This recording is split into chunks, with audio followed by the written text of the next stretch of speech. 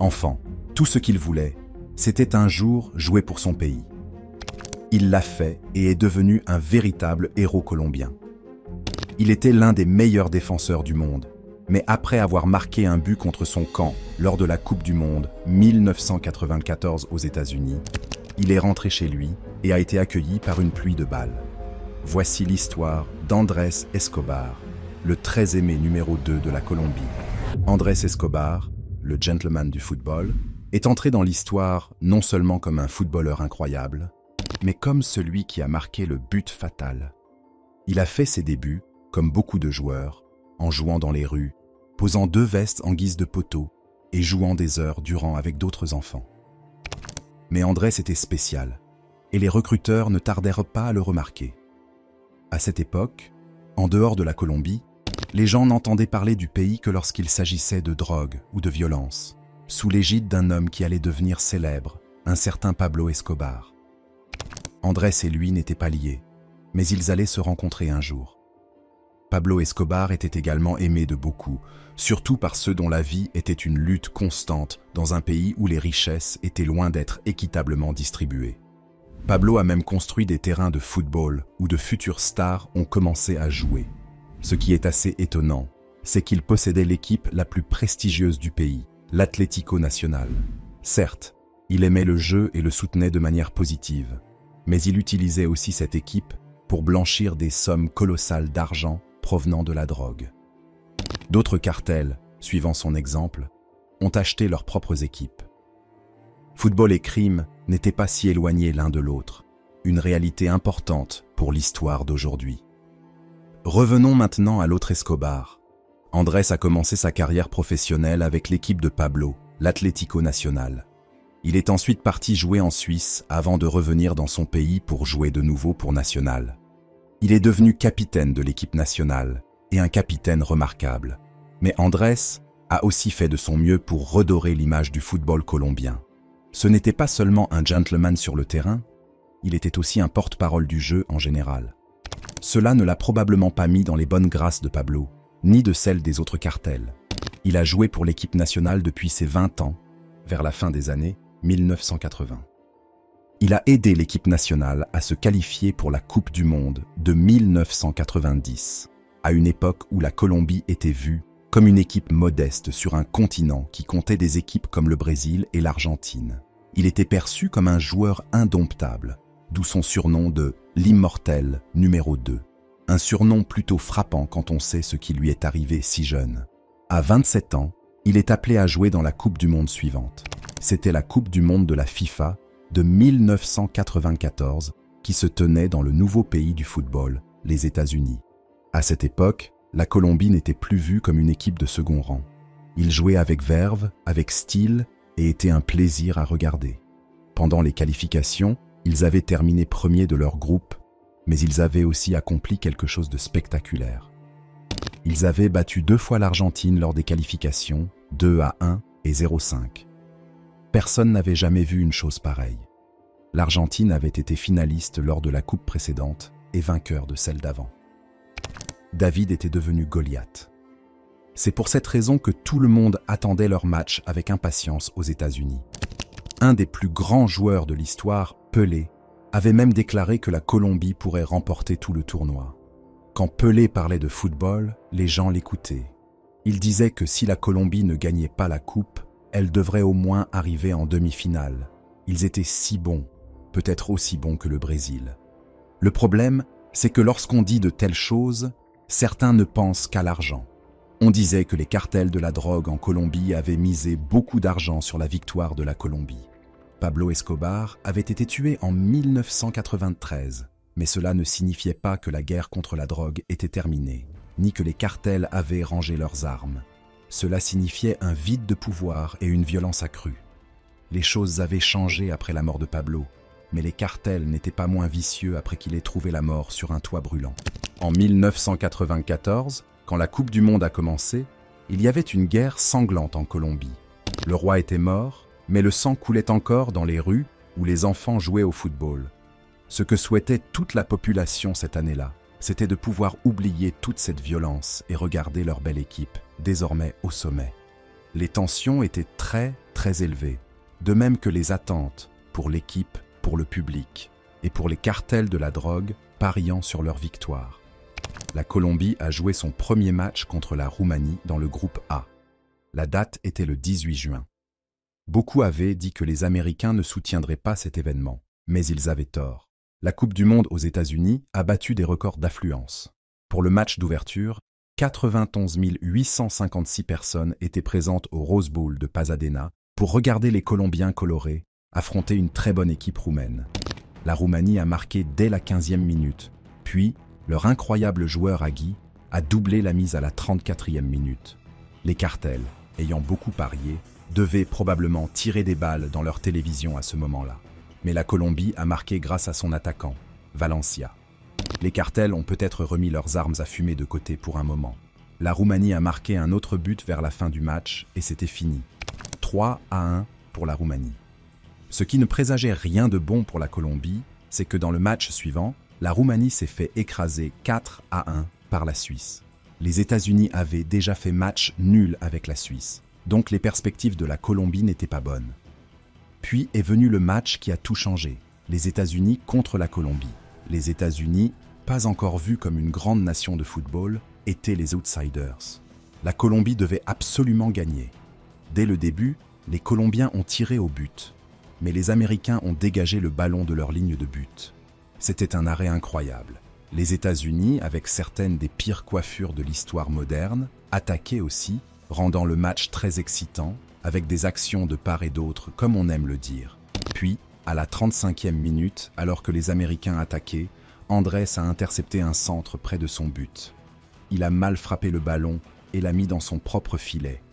Dévastateur est le seul mot possible. Les cartels, à ce moment-là, devaient sûrement tirer sur les télévisions des autres. À Medellín, la sœur d'Andrés regardait le match avec son fils de 9 ans. Quand son oncle a fait cette erreur, l'enfant a dit à sa mère « Maman, ils vont tuer Andrés ». Elle regarda son doux visage et le rassura. « Non, mon chéri, on ne tue pas les gens pour des erreurs. Tout le monde en Colombie aime Andrés. C'était une erreur malheureuse. Et de toute façon, Escobar devait intercepter, car sinon le joueur américain à côté de lui aurait probablement marqué. Il a fait ce qu'il devait faire, mais les anges ne lui ont pas souri à ce moment-là. La Colombie a perdu le match 2-1. Ils ont remporté leur dernier match contre la Suisse 2-0, mais avec seulement 3 points, ils ont fini dernier de leur groupe et n'ont pas été qualifiés pour la suite du tournoi. Toute la nation était en désespoir total. C'était censé être leur année. À son retour en Colombie, Andrés a essayé de réconforter son pays en écrivant un article dans le journal de Bogota, El Tiempo. Il a écrit des mots sages, disant « La vie ne s'arrête pas ici. Nous devons continuer. La vie ne peut pas s'arrêter ici. Peu importe la difficulté, nous devons nous relever. » Cela peut sembler sérieux pour un simple match de football, mais croyez-moi, cette défaite a frappé le cœur de la nation.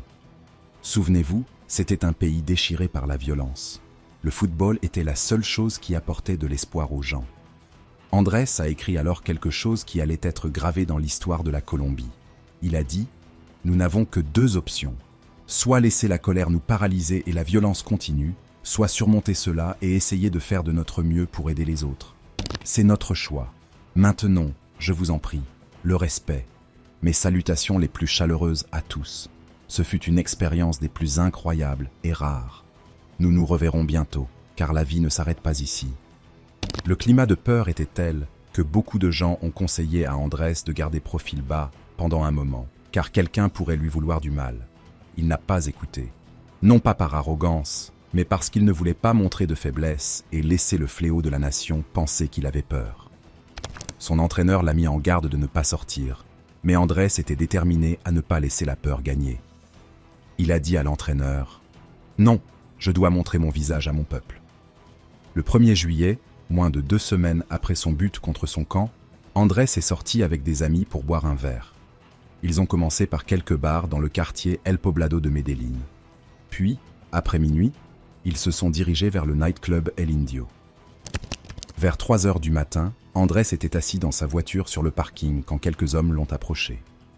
Une dispute a éclaté, les hommes l'insultant pour avoir marqué ce but contre son camp. Combattant dans l'âme, Andrés ne s'est pas laissé faire. Puis est venu un son tristement familier pour les Colombiens. Un témoin a ensuite raconté. Tout d'un coup, on a entendu des coups de feu et Escobar était au sol, gémissant et tenant sa poitrine. Il avait 6 balles dans le corps. Il n'avait aucune chance.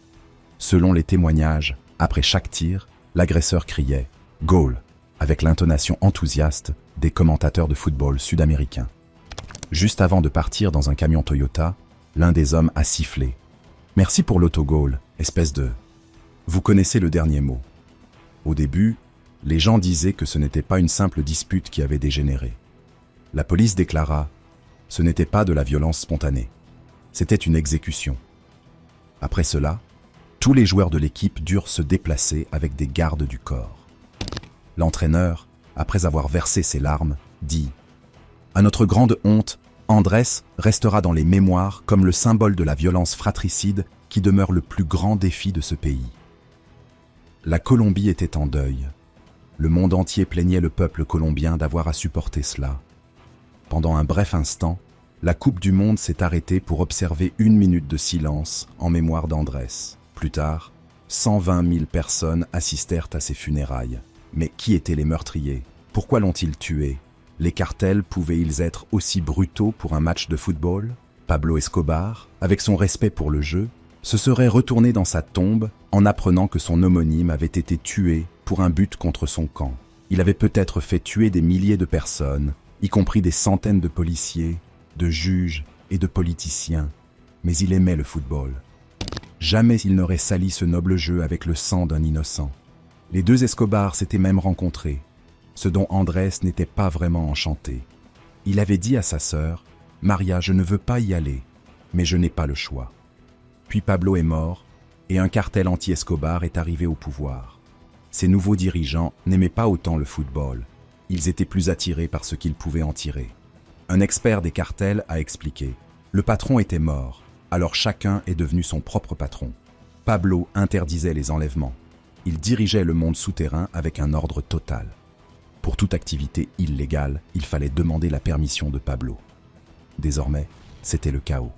Même l'entraîneur colombien le savait. Il déclara au journal The Guardian « Quand Pablo Escobar est mort, la terre a tremblé et le vent a crié « Pablo Escobar ». Dès ce moment-là, il fallait être sur ses gardes en permanence. On ne pouvait faire confiance à personne. Même un policier pouvait être bon ou mauvais. En bref, ce n'était pas une bonne époque pour marquer un but contre son camp. Personne ne pouvait protéger Andrés. Mais la raison de son meurtre reste un mystère. Une version dit que les frères Pedro et Juan Galón, anciens trafiquants ayant travaillé avec Pablo Escobar, avant de passer dans un autre cartel, avaient commis le crime. Selon cette version, ils avaient parié une somme colossale sur le match et avaient évidemment perdu. Ils auraient payé un garde du corps, Humberto Castro Muñoz, pour tuer Andrés. Les frères Galón se seraient ensuite rendus au bureau du procureur après le meurtre avec 3 millions de dollars en main. Ils ont dit « Prenez cet argent et ne dites pas que nous avons fait ça, accusez uniquement le garde du corps. » Ce dernier avoua avoir commis le meurtre sans recevoir d'ordre de personne. Certains pensent encore que cette version est vraie, car le garde du corps n'a purgé que 11 ans de prison, une peine très légère pour le meurtre de l'un des hommes les plus appréciés du pays. Les Galón, quant à eux, n'ont jamais passé un seul jour en prison, bien qu'ils aient très probablement été présents cette nuit-là. Ils étaient les puissants. Un garde du corps n'aurait pas osé prendre une telle décision de son propre chef. Il existe une autre version. Elle raconte que les frères Galón se sont disputés avec Andrés, mais qu'ils n'avaient pas planifié de le tuer pour son but contre son camp et leur perte d'argent. Andrés aurait simplement répondu à leurs insultes, et ces hommes n'étaient pas le genre de personnes à qui l'on répond de cette manière. C'est ce qu'un ancien tueur à gages de Pablo Escobar, John Jairo Velázquez Vázquez, alias Popeye, a affirmé. Ce dernier, ayant tué plus de 300 personnes pour Escobar, est devenu une sorte de célébrité avant de mourir d'un cancer en 2020. Avant de mourir, il a expliqué ce qui s'était vraiment passé cette nuit-là.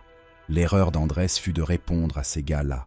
Les frères Galón avaient un ego tellement gonflé après avoir renversé Pablo Escobar qu'ils ne pouvaient tolérer qu'on leur réponde, même pas Andrés.